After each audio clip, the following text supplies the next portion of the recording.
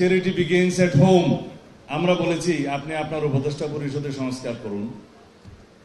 আপনার উপদেষ্টা পরিষদ নিরপেক্ষ নয়। এখানে দুইজন ছাত্র উপদেষ্টা বসে আছে, তারা একটা দলের। আরেকজন উপদেষ্টা বসে আছে, বিদেশ ভ্রমণ করেছে 20 বছর, এখন বাংলাদেশকে উদ্ধার করতে এসছেন। তার বিতর্কিত ভূমিকার কারণে বাংলাদেশে বিভিন্ন রাজনৈতিক দল এবং বিভিন্ন সংস্থার মধ্যে একটা দূরত্ব সৃষ্টি হয়েছে। যদি সরিষার মধ্যে বোধ রেখে আপনি সংস্কার করেন, সংস্কার হবে না। আর সংস্কার, এমন কোন সংস্কার নেই, সমস্ত সংস্কার যেগুলো এগ্রিড হবে, একটা ন্যাশনাল কনসেনসাস হবে, ব্রডার কনসেনসাস হবে, সেই সমস্ত সংস্কারগুলো 1 সপ্তাহ থেকে 1 মাসের ভিতরে বাস্তবায়ন করা সম্ভব। যদি আপনি না পারেন আমাদেরকে বলেন, আমরা করব।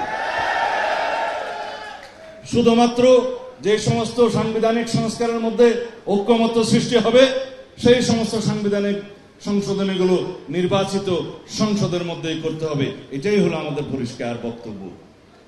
সুতরাং সংস্কার বলে যে আপনারা ফেনা তুলছেন মুখে, কয়টা সংস্কার করেছেন?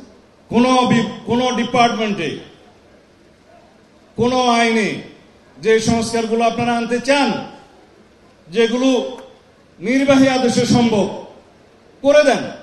জুডিশিয়ারি সংস্কার তো প্রায় হয়ে গেছে ঐক্যমত্য, অপেক্ষা করার তো কোনো দরকার নেই।